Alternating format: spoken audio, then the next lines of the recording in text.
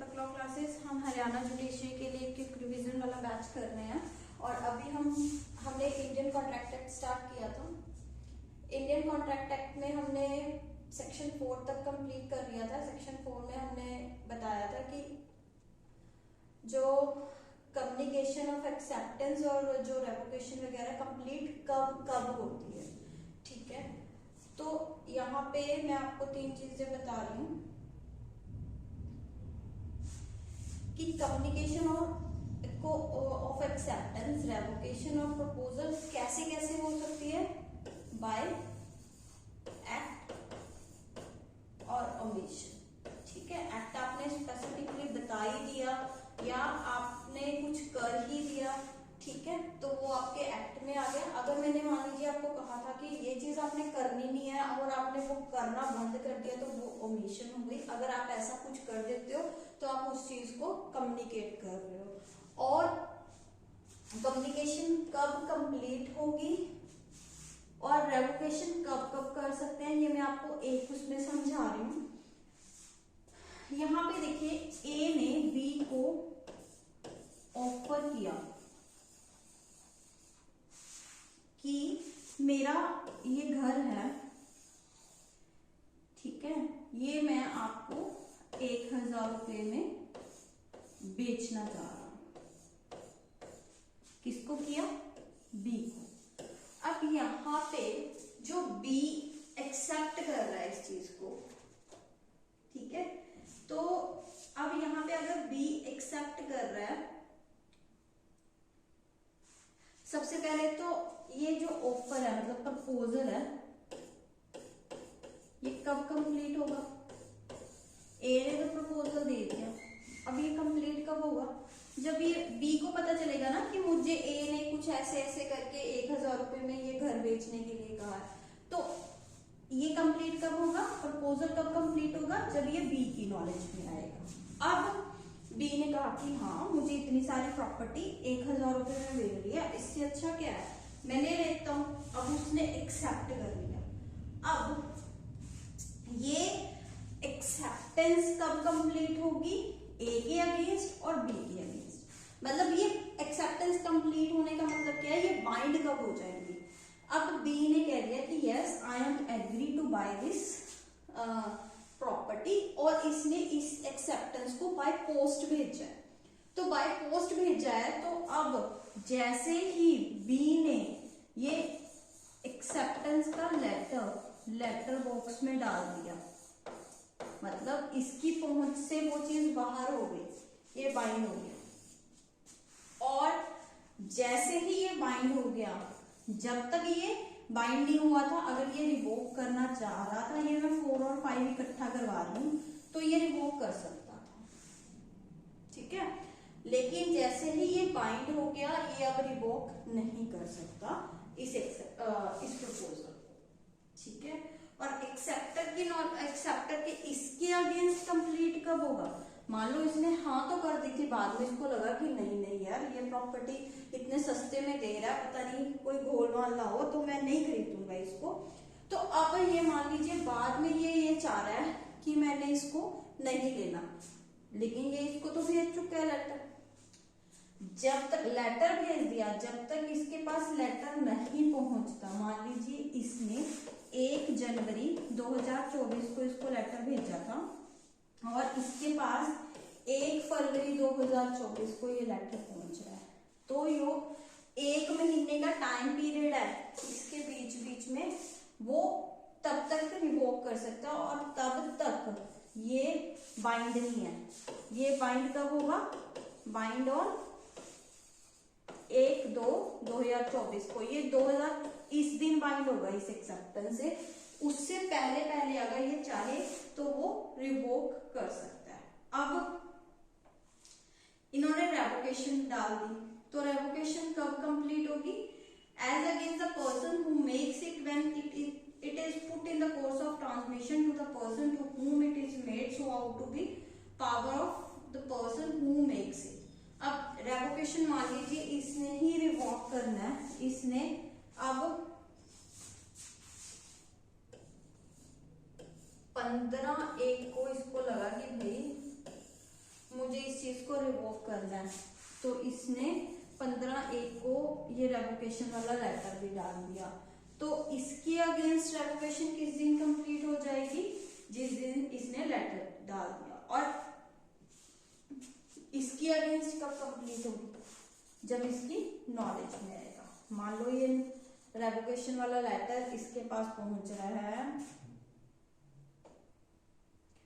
इसके पास पहुंच रहा है 5 फरवरी, तो ए रेवोकेशन से कब बाइंड होगा? ये 5/2 को बाइंड। ठीक है,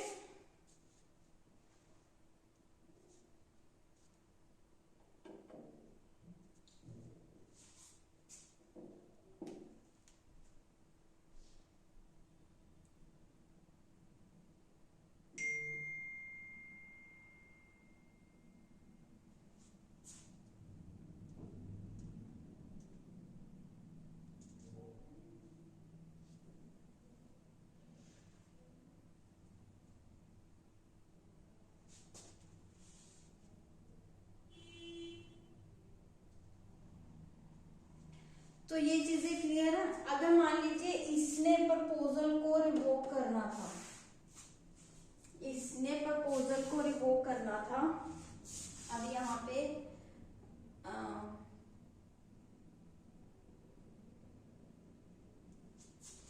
अब एक और चीज है कि प्रपोजल में भी revoked at any time before communication of acceptance is complete as against the proposal not afterwards. अब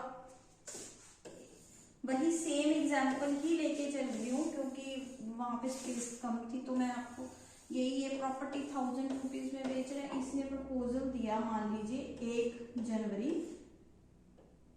2024 को, अभी प्रपोजल दिया है, ठीक है, और 1 तारीख को ही इसको पता चल गया कि मुझे प्रपोजल आया है कि इस प्रॉपर्टी को खरीदने का। इसने इसको एक्सेप्ट कर लिया बाय लेटर, सॉरी इसके पास तब पहुंच रहा है, ठीक है।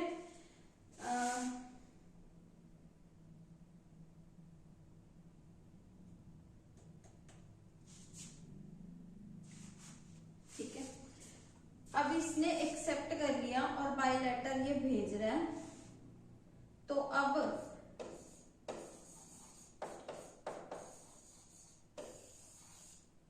इसने जब एक्सेप्टेंस भेजी है किस दिन वो हो जाएगा?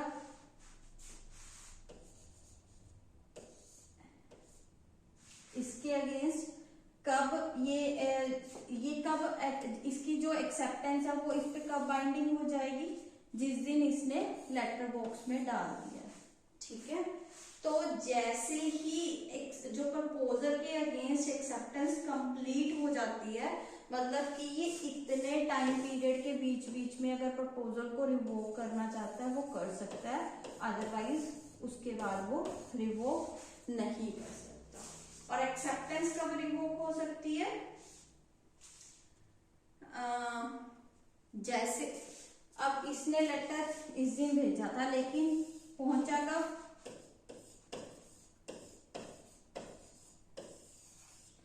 ठीक है, अब इसने लेटर इस दिन भेजा था लेकिन कंप्लीट कब हो रहा है? इस दिन, और इसकी नॉलेज में कब आ रहा है? इस दिन। तो अब इसकी एक्सेप्टेंस कब कंप्लीट होती है? जब इसकी नॉलेज में आ जाए, ठीक है।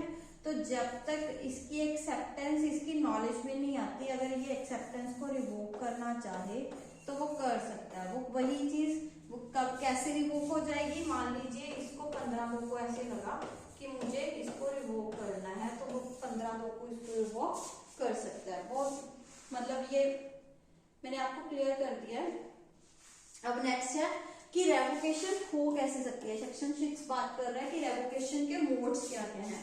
तो इसके 4 मोड्स दिए हुए हैं, ठीक है। आप नोटिस दे सकते हो किसी भी पार्टी को, ठीक है।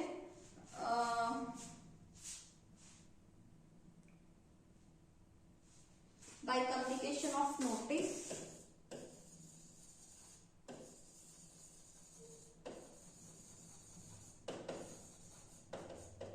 चार तरीके हैं, ठीक है। एक चीज तो आपने नोटिस दे दिया है, दूसरा आपने एक टाइम प्रिस्क्राइब किया था, वो टाइम लैप्स हो गया है। अगर आपने उतने टाइम में हाँ नहीं की है, ठीक है, तो वो रेवोकेशन हो जाएगा, लैप्स ऑफ टाइम।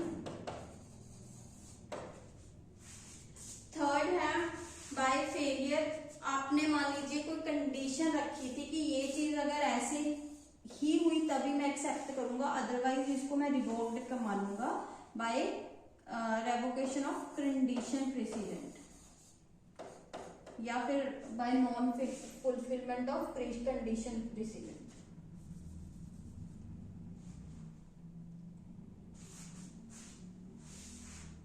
ठीक है, फेलियर टू परफॉर्म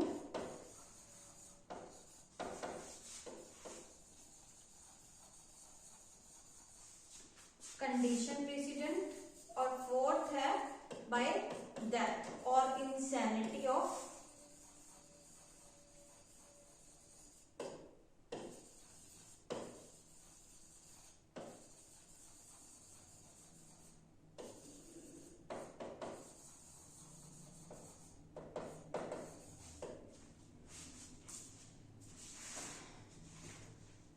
प्रपोजल।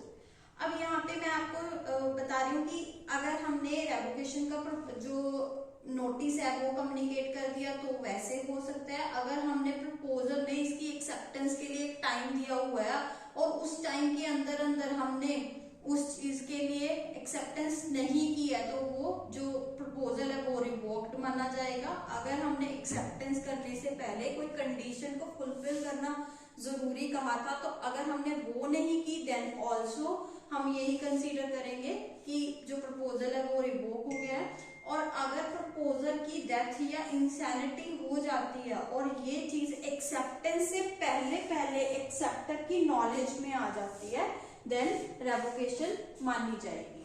ठीक है, और सेक्शन 7 क्या कह रहा है, acceptance must be absolute, must be absolute. ठीक है, तो ये टाइटल है। तो अब यहाँ पे एक प्रपोजल को प्रॉमिस बनने के लिए हमने पहले किया था ना कि प्रपोजल को प्रॉमिस बनने के लिए क्या चीज जरूरी होती है, प्रपोजल प्लस एक्सेप्टेंस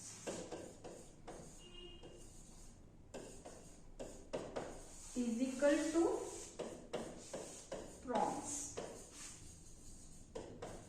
और यहाँ पे प्रॉमिस एक्सेप्टेंस क्या है, वो एब्सोल्यूट कैसे होने चाहिए, एक तो वो अनकंडीशनल होनी चाहिए।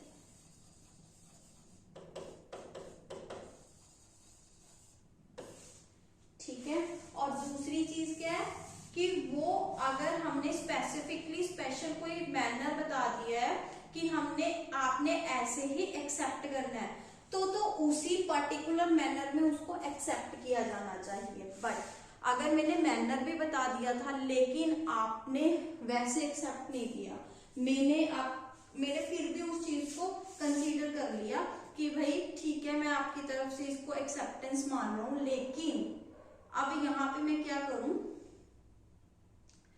मैं रीजनेबल टाइम के अंदर अंदर आपको कह रहा हूं कि भाई इसको दोबारा से आप जैसे मैंने आपको रीजनेबल मैनर में कहा है वैसे ही एक्सेप्ट करिए, तभी मैं इस चीज को एक्सेप्टेंस मानूंगा। मान लीजिए मैं आपको 100 टीन्स ऑफ ऑयल डिलीवर करने वाली हूँ। ठीक है, एक पर्टिकुलर हमारे में रेट फिक्स हो गया, मान लीजिए 100 टीन्स को हम 1 लाख रुपीज में हमने रेट फिक्स किया मान लीजिए, और मैं कह रही हूँ कि आपको एक टोकन मनी, अगर आपको मेरा प्रपोजल आप मेरे प्रपोजल को एक्सेप्ट कर रहे हैं तो आपको क्या करना है, मुझे एक टोकन मनी देनी है जो कि 10,000 रुपीज की होगी। से टोकन मनी आ गई तो मैं कंसीडर करूंगी कि आपने उस मेरे प्रपोजल को एक्सेप्ट कर लिया, अदरवाइज नहीं, अदरवाइज वो रेवोकेशन में चला जाएगा।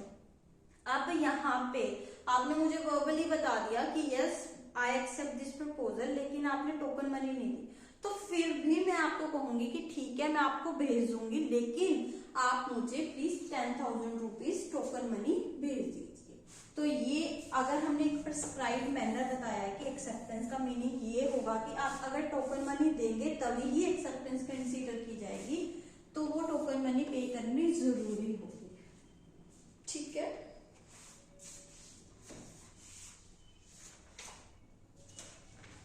नेक्स्ट है क्या जो एक्सेप्टेंस बाय परफॉर्मिंग कंडीशंस और रिसीविंग कंसीडरेशन।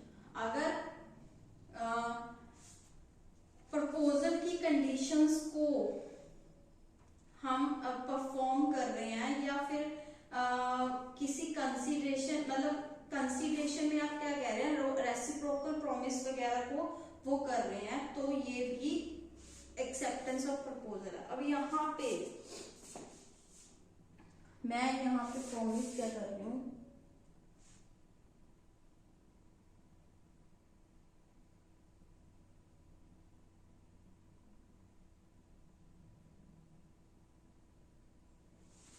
यहाँ पे मैं क्या कर रही हूँ,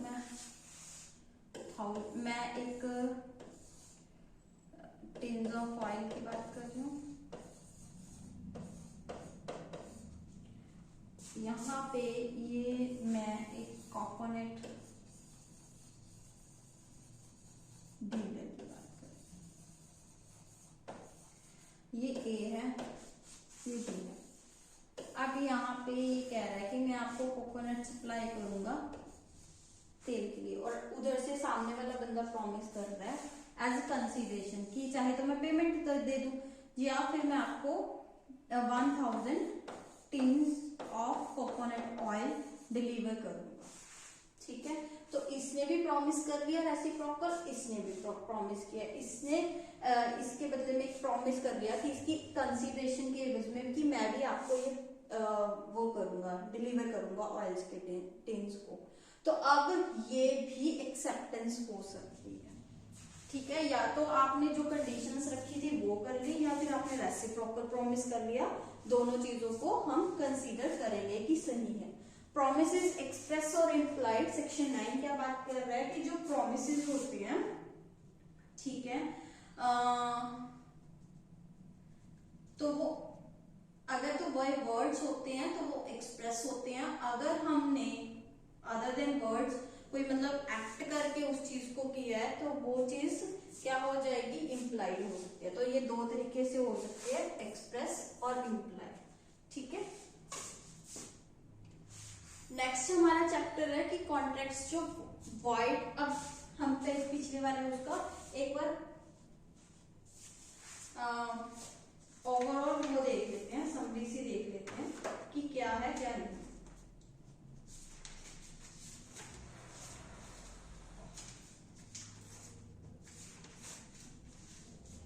देखिए, एक कॉन्ट्रैक्ट बनने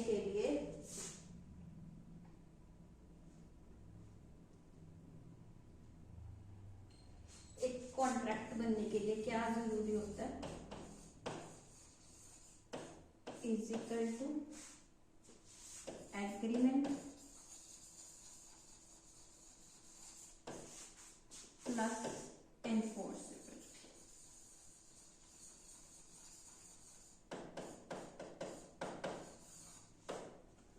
ठीक है, और एग्रीमेंट करने के लिए क्या जरूरी है,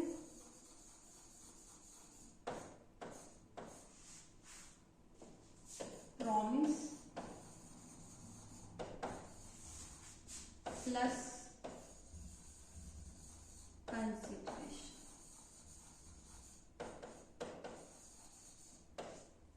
ठीक है, और प्रॉमिस बनने के लिए क्या जरूरी है,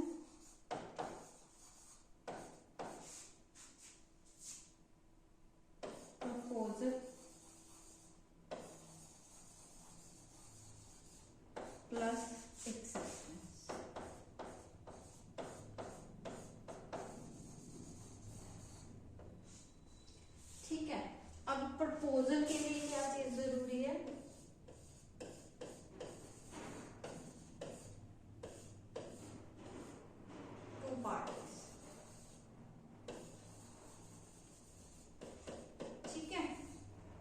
एक बंदा दूसरे को ये देगा। और एक्सेप्टेंस के लिए क्या जरूरी है, जो हम बात कर रहे हैं कि एब्सोल्यूट और अनक्वालिफाइड वगैरह होनी चाहिए, वो क्या होना चाहिए, फ्री कंसेंट से।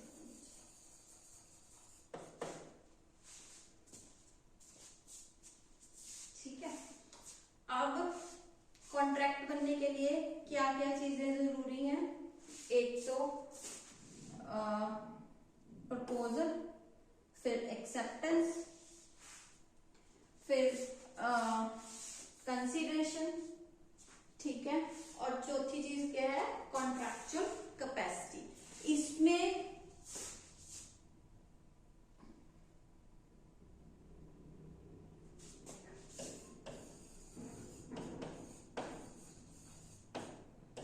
चार चीजें जरूरी हैं, ऑफर, एक्सेप्टेंस, कंसीडरेशन,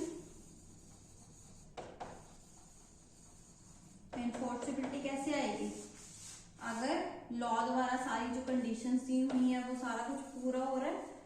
अब वो क्या है,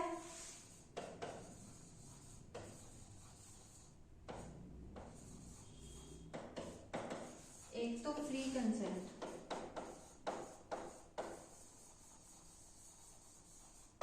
और दूसरी चीज क्या है कि कॉन्ट्रैक्ट लीगल होना चाहिए, जो चीजें लीगल होनी चाहिए, इलीगल नहीं होनी चाहिए। और एज, ठीक है, ऐसे बहुत सारी चीजें हैं जो कवर होती हैं। अब हम नेक्स्ट उस पे कर रहे हैं, ये सारा कुछ आगे कवर होगा कि कॉन्ट्रैक्ट्स वॉइड या वॉइडेबल जो होते हैं वो कौन से, वॉइडेबल हमने वर्ड यूज किया है, वॉइडेबल कॉन्ट्रैक्ट वर्ड यूज किया और वॉइड एग्रीमेंट्स यूज किया।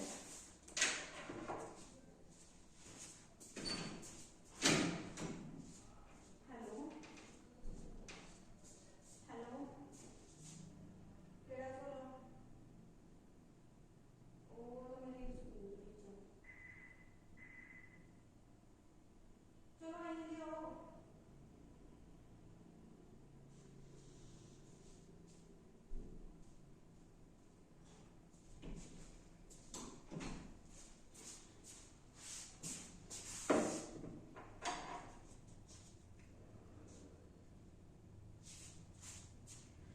What contracts are, what agreements are contracts.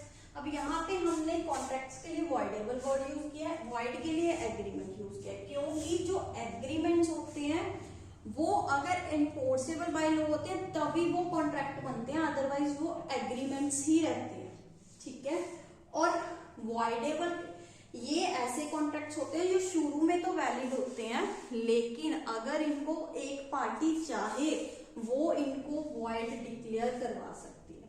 तो अब कौन कौन से एग्रीमेंट्स होंगे वो कॉन्ट्रैक्ट बनेंगे, अगर कौन कौन से एग्रीमेंट्स होंगे जो कॉन्ट्रैक्ट बनेंगे, इसमें कुछ वो दी हुई है, इन्होंने कंडीशंस दी हुई हैं। अगर तो जो एग्रीमेंट्स हैं अगर पार्टीज की फ्री कंसेंट के साथ बने हुए हैं, लॉफुल कंसीडरेशन के साथ बने हुए हैं, लॉफुल ऑब्जेक्ट के साथ बने हुए हैं, और उन्हें कोर्ट ने उन्हें हमारे लॉ ने वॉइड डिक्लेयर नहीं किया है, तो वो सारी चीजें क्या हो जाएंगी, वो वैलिड कॉन्ट्रैक्ट्स बन जाएंगे। ठीक है, अब इसमें ये मैं आपको क्लियर कर देती हूँ, जो कि फ्री कंसेंट जो मैं पहले आपको बता रही थी, फ्री कंसेंट के साथ बने हुए हैं, लॉफुल कंसीडरेशन है,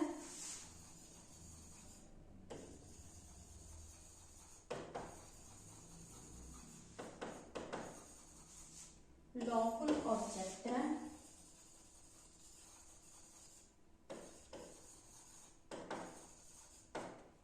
एंड नॉट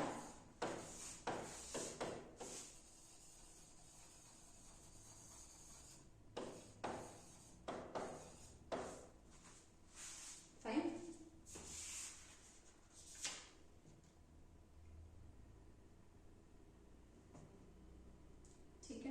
अब नेक्स्ट है who are competent to contract, कौन पार्टीज कॉम्पिटेंट टू कॉन्ट्रैक्ट होती हैं। तो इसमें तो ये है कि every person is competent to contract who is of age of majority according to law to which he is subject and who is of sound mind and not disqualified from contracting by any law to which he is subject। अब यहाँ पे 3 conditions दी हुई हैं, एक तो वो major होना चाहिए, साउंड माइंड होना चाहिए और नॉट डिस्क्वालिफाइड होना चाहिए। कई बार ऐसे होता है कि जैसे मिलिट्री पर्सन्स होते हैं या फिर जो हमारे सब गवर्नमेंट एम्प्लॉयज होते हैं, वो प्राइवेट बिजनेस नहीं कर सकते, तो वो डिस्क्वालिफाइड बाय लॉ है कि वो कोई कॉन्ट्रैक्चुअल रिलेशंस बना सके। तो इसलिए यहाँ पे हमने डिस्क्वालिफाइड बाय लॉ लिखा हुआ है कि किसी पर्टिकुलर लॉ के द्वारा वो डिस्क्वालिफाइड नहीं होने चाहिए। और साउंड मेजर कौन होता है, जो कि 18 ईयर प्लस होता है, वो मेजर होता है। और साउंड माइंड की डेफिनेशन सेक्शन 12 में दी हुई है कि a person is said to be sound mind for purpose of making a contract if at the time when he makes it he is capable of understanding it and forming a rational judgment as to effect of his interest।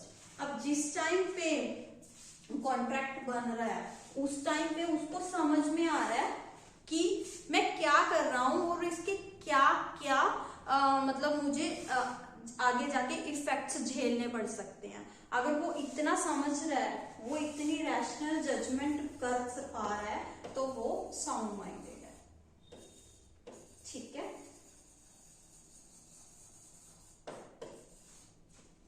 ठीक है। Next है, हम कह रहे हैं free consent. ठीक है, free यहाँ पे हमने एग्रीमेंट को कॉन्ट्रैक्ट बनाने के लिए कंडीशंस लिखी हैं और कौन कौन पर्सन कॉम्पिटेंट होते हैं। तो इसमें 3 कैटेगरीज हैं, एक तो मेजर होना चाहिए, एक साउंड माइंड होना चाहिए और डिस्क्वालीफाई बाय लॉ नहीं होना चाहिए। ठीक है, और अब हम बात कर रहे हैं जो कॉन्ट्रैक्ट को कंप्लीट करने के लिए कंडीशंस हैं, उसमें हम सबसे पहले फ्री कंसेंट की बात कर रहे हैं। ठीक है, अब फ्री कंसेंट में पहले तो सेक्शन 13 में बताया गया कि कंसेंट क्या होती है। अब सेक्शन 14 में बताया गया कि फ्री कंसेंट क्या होती है। पहले सेक्शन 13 में सिर्फ और सिर्फ कंसेंट के बारे में बताया गया है कि जब दो या दो से ज्यादा पर्सन्स की कंसेंट कब कंसीडर की जाएगी, when they agree upon same thing in same sense. इसके लिए हम एक मैक्सिम भी यूज करते हैं, कंसेंसस एड इडम। इसका प्री में क्वेश्चन में आ जाता है, इसका मीनिंग क्या है। ठीक है, इसका मीनिंग होता है meeting of minds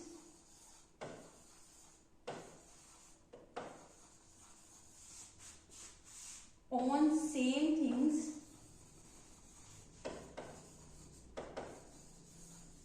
in same sense।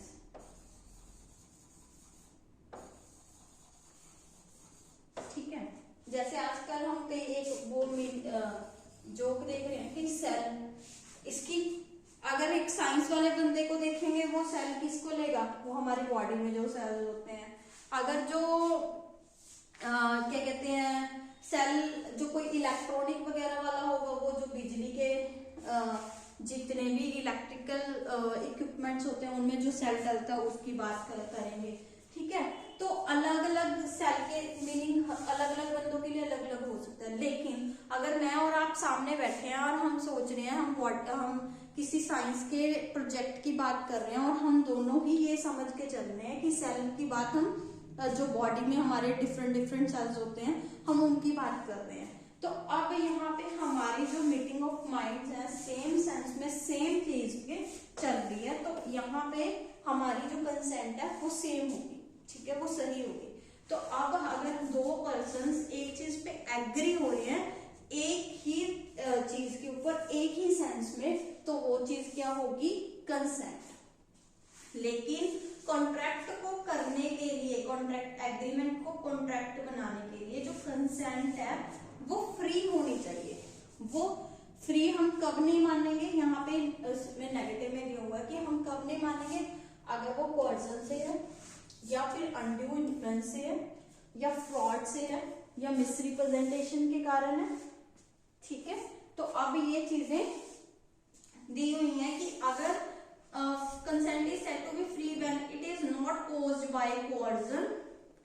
ठीक है, कंसेंट को हम फ्री कब मानेंगे, जब ये कोर्जन के कारण नहीं है या अनड्यू इन्फ्लुएंस के कारण नहीं है या फिर फ्रॉड के कारण नहीं है या मिसरिप्रेजेंटेशन के कारण नहीं है, और एक नेक्स्ट और है मिस्टेक के कारण नहीं।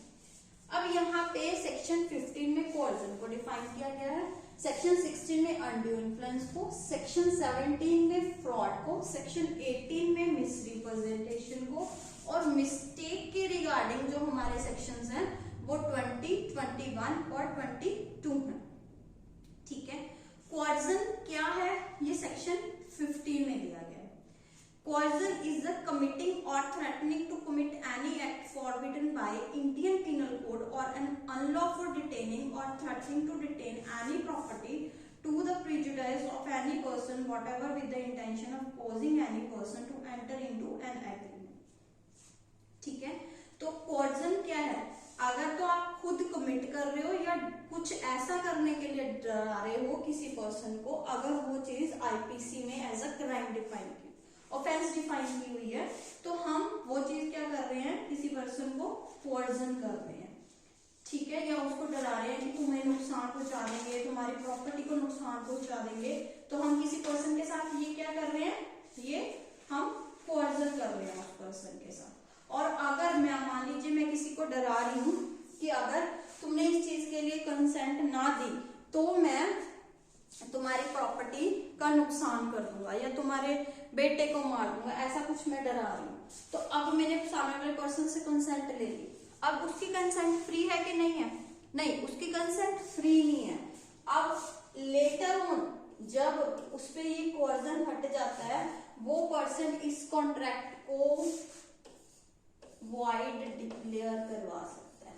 तो अब ये कॉन्ट्रैक्ट वॉइड नहीं है, शुरू से वॉइड नहीं है, ये वॉइडेबल कॉन्ट्रैक्ट है। अगर पार्टी लेटर ऑन स्टेज पे चाहे तो वह इस कॉन्ट्रैक्ट को वॉइड डिक्लेयर करवा सकती है। अनड्यू इन्फ्लुएंस क्या है, अनड्यू इन्फ्लुएंस क्या है कि अगर पार्टीज में से कोई एक पार्टी ऐसी सिचुएशन में है कि वो दूसरे की विल को डोमिनेट कर सकती है। मान लीजिए ए और बी की एग्जांपल ले रही हूं, ए टीचर है, बी स्टूडेंट है। अब यहाँ पे जो ए है वो हमेशा बी के ऊपर एक डोमिनेटिंग पोजीशन पे रहेगा। ठीक है, वो क्योंकि उसका टीचर होने की वजह से वो उसकी विल को डोमिनेट कर सकता है। तो ऐसी सिचुएशन में अगर किसी पार्टी ने अपनी पोजीशन का फायदा उठा के किसी बंदे से कोई कंसेंट ले लिया तो वो फ्री कंसेंट नहीं कंसीडर की जाएगी। फाइन, ठीक है। लेकिन इस पे बर्डन ऑफ प्रूफ किस पे रहेगी? अगर मान लीजिए कल को ये कह रहा है कि मेरे पे अनड्यू इन्फ्लुएंस है, तो बर्डन ऑफ प्रूफ किस पे रहेगी?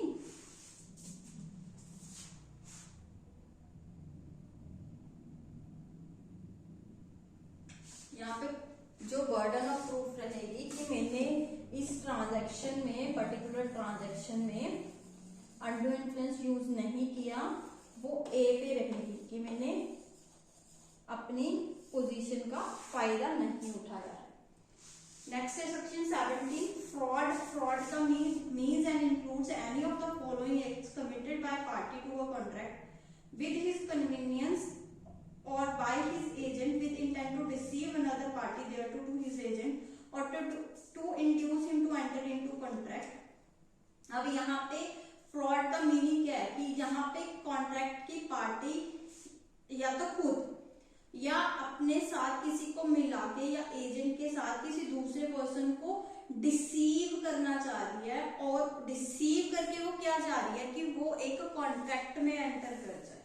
ठीक है, तो वो डिसीव कैसे करेगी? वो एक ऐसे फैक्ट को सजेस्ट करेगी जो उसको खुद को पता है कि ये सही नहीं है, लेकिन वो सामने वाले को बिल्कुल ऐसे शो कर रहा है कि नहीं ये चीज ऐसे ऐसे है, या फिर कुछ ऐसी चीजें हैं जो बतानी जरूरी थी, क्योंकि अगर उनको बताया जाता तो शायद पार्टीज उस चीज में इन्वॉल्व ना होती, लेकिन उन चीजों को हमने जानबूझ के छुपाया, या फिर हमने कोई ऐसा प्रॉमिस किया ये सोच के कि हमने तो इसको पूरा करना ही नहीं है, लेकिन हम प्रॉमिस कर लेते हैं, इससे हमारा फायदा हो जाता है तो क्या जाता है, ठीक है। या फिर कोई भी ऐसा एक्ट जो कि सामने वाले बंदे को डिसीव करने के लिए है, या फिर कोई ऐसा एक्ट या ओमिशन जिसको लॉ ने ही स्पेसिफिकली ये मान लिया कि भाई ये चीज फ्रॉडुलेंट है, तो वो सारी चीजें किसमें कवर होंगी, फ्रॉड में। अगर कहीं पे बोलना जरूरी नहीं था, ठीक है, मतलब कंसीलमेंट नहीं है, लेकिन वहां पे हमारी ओपिनियन जरूरी नहीं है कि हम बोले या ना बोले, अगर हमने वहां पे साइलेंस रखी है, वहां पे हमारी ड्यूटी नहीं थी बोलने की, लेकिन हमें वो फैक्ट पता था, वहां पे हमने साइलेंस रखी है, तो वो फ्रॉड नहीं आए में माना जाएगा, ठीक है, तो वो फ्रॉड नहीं माना जाएगा। सेक्शन 18 क्या बात कर रहा है, मिसरिप्रेजेंटेशन की।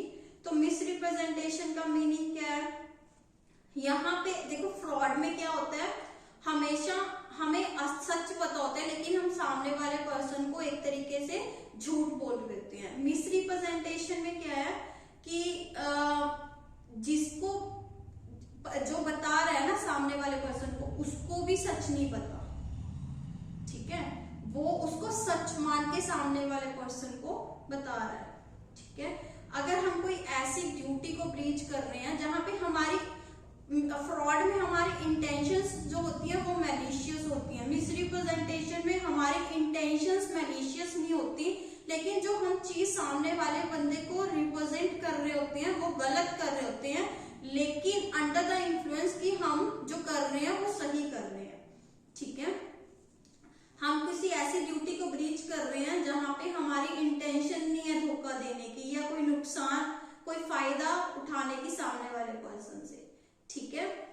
या फिर इनोसेंटली हम किसी पर्सन को किसी गलत एग्रीमेंट में लेके जा रहे हैं, तो वो चीज क्या होगी, मिसरिप्रेजेंटेशन। अब ये कोर्जन है, अनड्यू इन्फ्लुएंस, फ्रॉड और मिसरिप्रेजेंटेशन, ये 4 ग्राउंड्स हैं जिन पे जो एग्रीमेंट्स हैं वो वॉइड है, क्योंकि इनमें कंसेंट तो फ्री नहीं है, सॉरी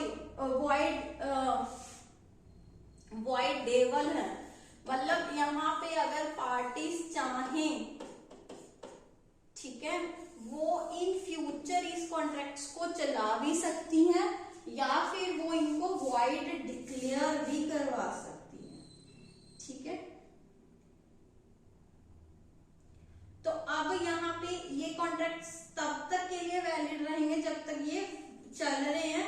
अगर इनको पार्टीज ने मतलब जब इन पे कोर्जन खत्म हो गया या एंटी इन्फ्लुएंस का इनको पता लग गया, कुछ भी है, या फ्रॉड का पता लग गया, अगर इनको लगता है कि भाई ये चीज मेरे लिए तो बहुत गलत है, तो इनको वो वॉइड डिक्लेयर करवा सकते हैं, नहीं तो अगर वो इनको चलने दे रहे हैं प्रॉपरली तो ये प्योरली वैलिड कॉन्ट्रैक्ट्स होंगे, ठीक है।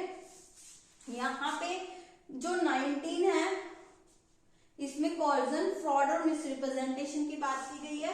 जो 19A सेक्शन है ये स्पेसिफिकली 1899 में इंसर्ट किया गया था, इसके थ्रू हमने अनड्यू इन्फ्लुएंस को भी वॉइडेबल कॉन्ट्रैक्ट के लिए एक ग्राउंड बनाया है, ठीक है। सेक्शन 20 है agreement void where both parties are under mistake as to matter of fact.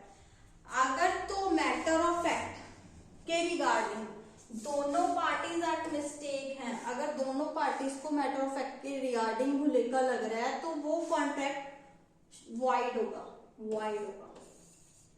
लेकिन अगर मिस्टेक ऑफ लॉ है तो वो कोई ग्राउंड नहीं होता इस चीज को कि हमें पता ही नहीं था, इस लॉ के रिगार्डिंग हमें कोई भुलेखा लग गया, तो वो चीज कोई ग्राउंड नहीं होगी किसी कॉन्ट्रैक्ट को वॉइड डिक्लेयर करवाने के लिए, लेकिन इसका एक तोड़ है कि अगर हमारे को फॉरेन लॉ के रिगार्डिंग, अगर हमको फॉरेन लॉ के रिगार्डिंग कोई मिस्टेक लग गई है तो फिर हम उसको mistake of fact, foreign law के रिगार्डिंग कोई मिस्टेक है तो हम उसको मिस्टेक ऑफ फैक्ट कंसीडर करके चलेंगे। और अगर दोनों पार्टीज को ही फॉरेन लॉ के अगेंस्ट मिस्टेक लग रही है तो दोनों को पार्टी फिर वो क्या बन जाएगा, क्योंकि वो मिस्टेक ऑफ फैक्ट बन जाएगा तो अब वो वॉइड बन जाएगा। ठीक है, लेकिन मिस्टेक ऑफ फैक्ट के लिए ये चीज जरूरी है कि दोनों पार्टीज को ही वहां पे मिस्टेक ऑफ फैक्ट हुई होनी चाहिए। ठीक है, contract caused by mistake of one party as to matter of fact.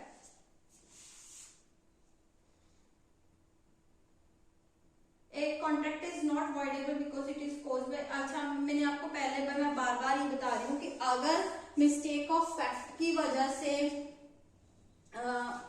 हम कह रहे हैं कि कॉन्ट्रैक्ट वो होगा वॉइड होगा, वो वहां पे दोनों पार्टीज को मिस्टेक ऑफ फैक्ट होना चाहिए। अगर एक पार्टी को मिस्टेक ऑफ फैक्ट हो रहा है तो फिर वो चीज वॉइड नहीं होगी। ठीक है, अब नेक्स्ट है what considerations and objects are lawful and what are not. ठीक है, अब क्या है कि कौन कौन सी कंसीडरेशंस हमने जो नेक्स्ट पढ़ा था ना, पहले हमने पढ़ा था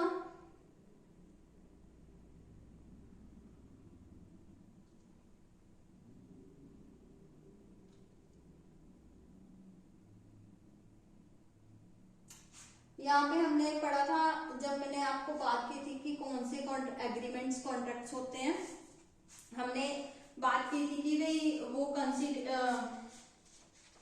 एक तो लॉफुल कंसीडरेशन होनी चाहिए, एक फ्री कंसेंट होनी चाहिए और लॉफुल ऑब्जेक्ट होना चाहिए। अब हम पहले तो फ्री कंसेंट की बात की, फिर हमने पार्टीज की अब हम बात कर रहे हैं, पहले हमने फ्री कंसेंट की बात की है, अब हम लॉफुल कंसीडरेशन की बात कर रहे हैं।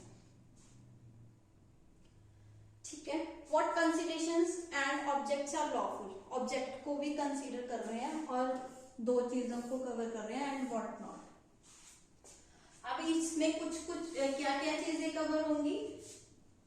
द कंसीडरेशन और object of law agreement is lawful unless it is forbidden by law. Consideration और ऑब्जेक्ट लॉफुल होंगे अगर वो लॉ द्वारा फॉरबिडन नहीं है और वो ऐसी नेचर के हैं, ठीक है, कि अगर वो ऐसी नेचर के नहीं है कि अगर उनको परमिट कर दिया जाए it would defeat the provisions of law, या फिर वो फ्रॉडुलेंट नहीं है, या फिर इससे किसी पर्सन या प्रॉपर्टी को इंजरी नहीं हो रही है, या कोर्ट इनको क्या कह रही है कंसीडर कर इमोरल या पब्लिक पॉलिसी के अगेंस्ट नहीं कंसीडर कर रही है, या फिर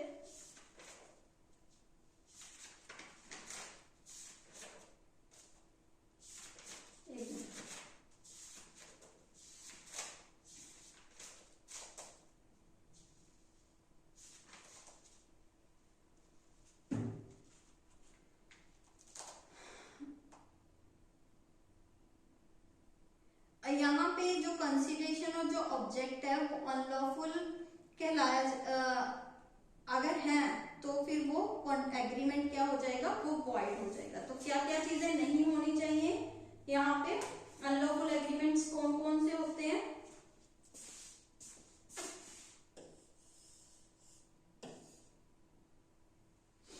लॉफुल कौन कौन से होते हैं, ठीक है, यहाँ पे मैं क्योंकि वेयर वर्डिंग में भी ये यूज किया गया अनलेस, अगर ये फॉरबिडन बाय लॉ है तो फिर वो लॉफुल नहीं होंगे। ठीक है, नेक्स्ट है defeats provisions of any law.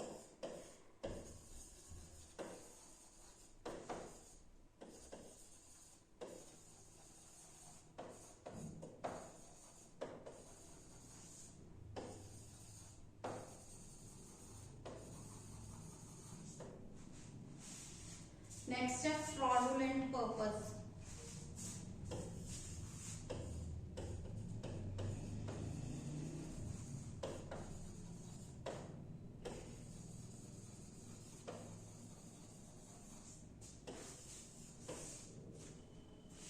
Next है इंजरियस टू पर्सन और प्रॉपर्टी।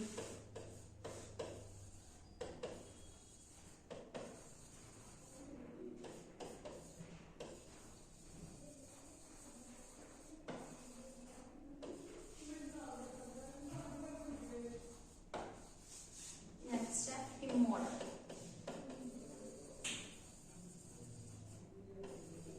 और अगेंस्ट पब्लिक पॉलिसी।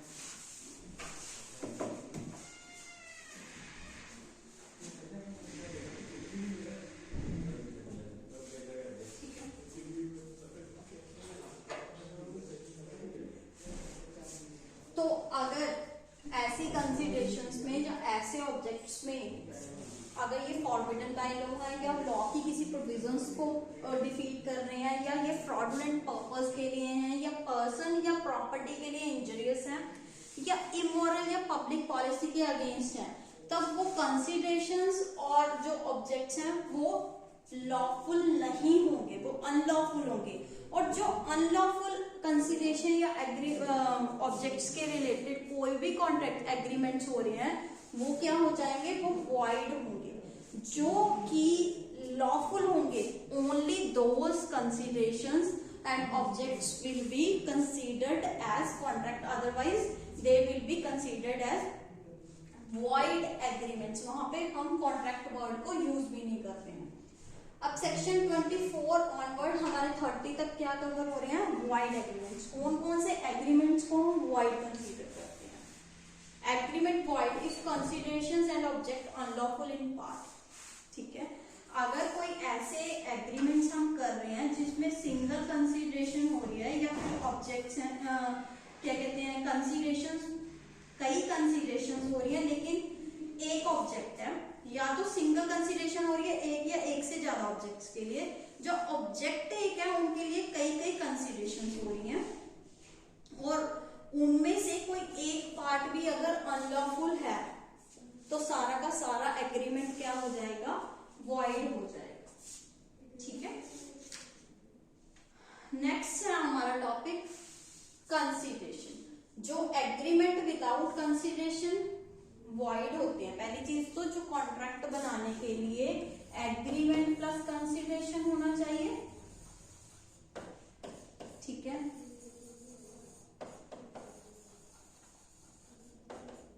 अगर यहाँ पे कंसिडरेशन नहीं है तो वो एग्रीमेंट्स क्या बन जाएंगे, वॉइड। अगर ये नहीं है तो ये एग्रीमेंट्स वॉइड होंगे। सेक्शन 25 में यही कहा गया है, सबसे बड़ी बात। अब कंसिडरेशन की अमाउंट कोई मायने रखती है कि कंसिडरेशन कितनी होनी चाहिए, नहीं।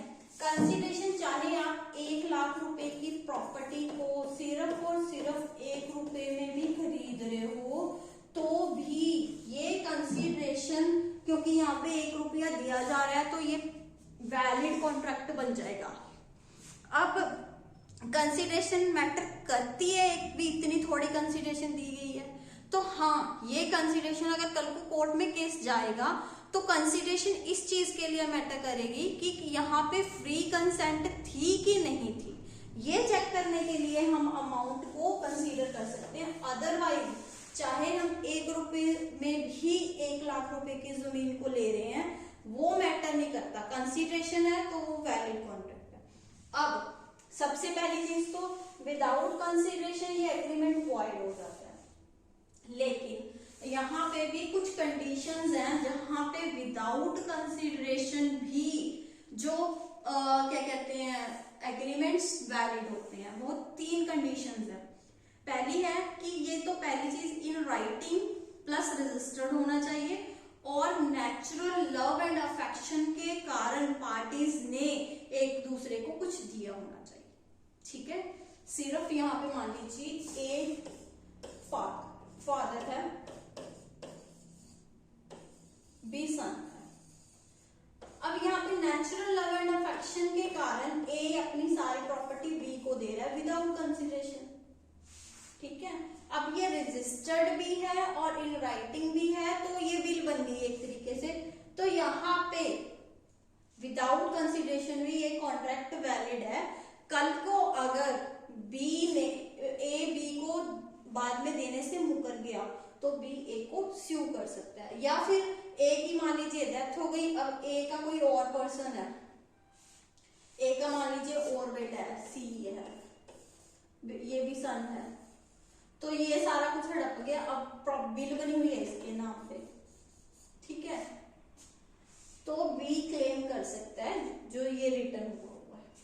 ठीक है, और दूसरा क्या है कि आपने पास्ट में, ठीक है, कुछ किया हुआ है, मतलब पास्ट में आपने सामने वाले पर्सन के लिए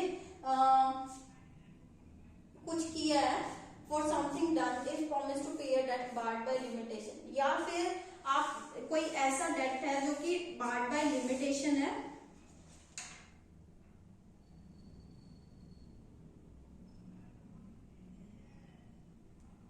पहले एक चीज कुछ पास्ट में आपने कुछ ऐसा किया है जिसकी वजह से आप उस पर्सन के लिए कुछ करना चाह रहे हो। तो अगर आप उस चीज के कारण कोई कॉन्ट्रैक्ट कर रहे हो देन उस चीज को कंपनसेट करने के लिए कुछ कर रहे हो, तो वो चीज क्या है, वो वैलिड हो जाएगी। वहां पे वो कॉन्ट्रैक्ट वैलिड होगा क्योंकि एक तरीके से उसकी कंसिडरेशन पास्ट में पे हो चुकी है। और थर्ड चीज है, it is a promise made in writing and signed by a person to be charged therewith और बाय हिज एजेंट जर्नली और specified authorised in that behalf to pay wholly or in part a debt of which a creditor might have imposed payment but the law of limitation of suits। अब यहाँ पे time barred date के लिए है। मान लीजिए आपने किसी से कोई पैसे लेने थे लेकिन वो टाइम बार्ड डेट हो चुका है, वहां उसकी रेमेडी आपको कोर्ट के पास नहीं मिलेगी, कोर्ट से नहीं ले सकते। तो आप पैसे तो आपने लेने हैं ना, ठीक है, कोर्ट के पास से जो टाइम था जिसमें आप स्यू कर सकते थे वो टाइम निकल चुका है, लेकिन पैसे तो आपके अभी भी लेने हैं। तो उस चीज के लिए आप क्या कर रहे हो, अब आप कोई नया कॉन्टेक्ट वो कर रहे हो कि ठीक है जो पहले वाले पैसे थे मैं इसी में एडजस्ट कर लूंगा। तो वो चीज भी क्योंकि कंसिडरेशन ऑलरेडी कुछ हद तक पे की जा चुकी है तो वहां पे भी वो एग्रीमेंट वैलिड होगा। तो अगर तो विदाउट कंसिडरेशन कोई कॉन्ट्रैक्ट हो रहा है तो वो वॉइड होगा, लेकिन उसके अगेंस्ट 3 कंडीशंस हैं कि एक तो नेचुरल लव एंड अफेक्शन के कारण अगर आप कुछ कर रहे हो, दूसरा आपने पास्ट में कुछ उस पर्सन के लिए किया है तो विदाउट कंसिडरेशन आप कर रहे हो, या तीसरा है टाइम बार्ड डेट के लिए।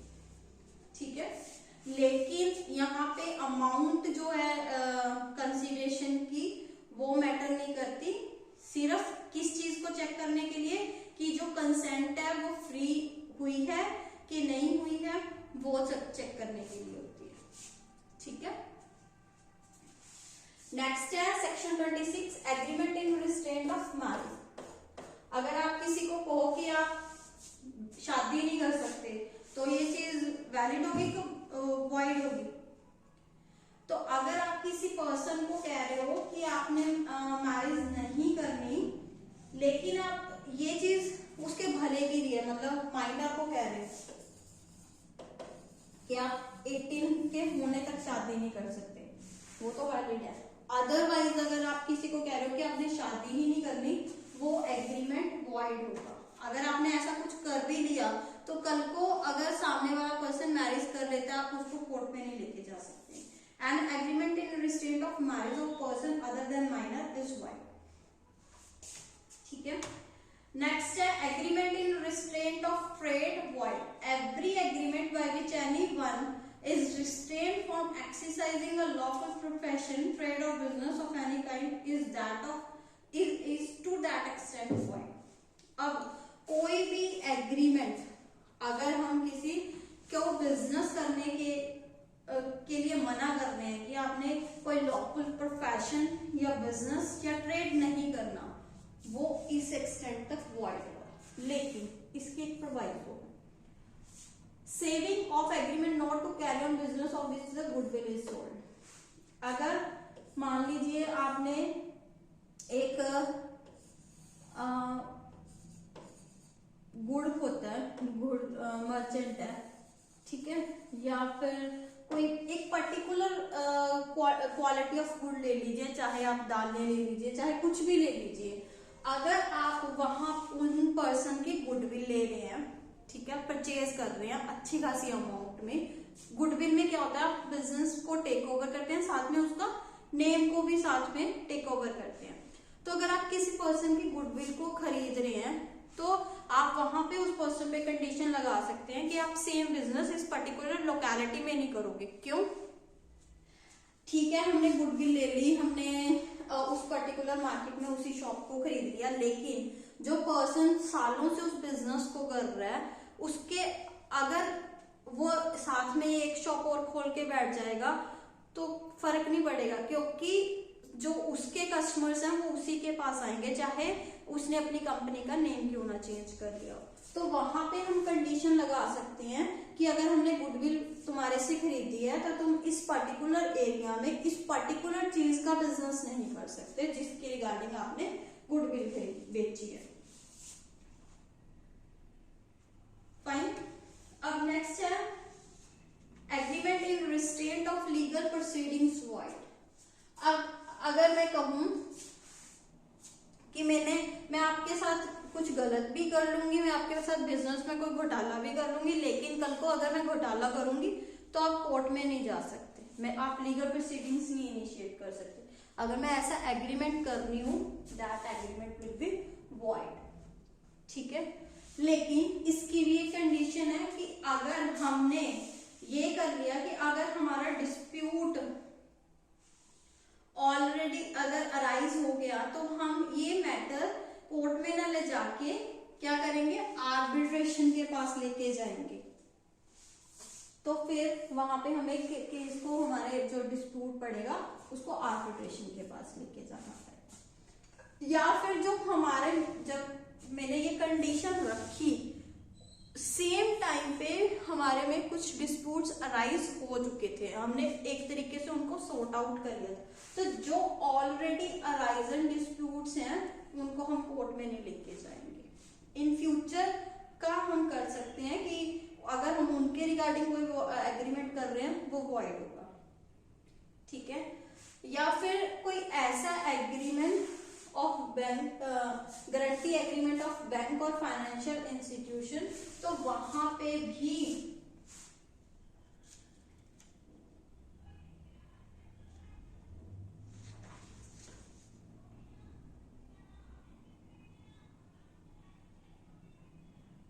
अब यहाँ पे ये है कि अगर हमने गारंटी एग्रीमेंट वगैरह दिया है तो हम वहां पे एक टाइम पीरियड फिक्स कर देंगे कि मैं आपको 1 साल तक की गारंटी दे रहा हूँ कि 1 साल के अंदर अंदर मैं आपको पेमेंट दे दूंगा। तो आप 1 साल के अंदर अंदर कोई कोर्ट की कार्रवाई नहीं करेंगे, उसके बाद भी अगर पेमेंट नहीं होगी तो आप कर सकते हो।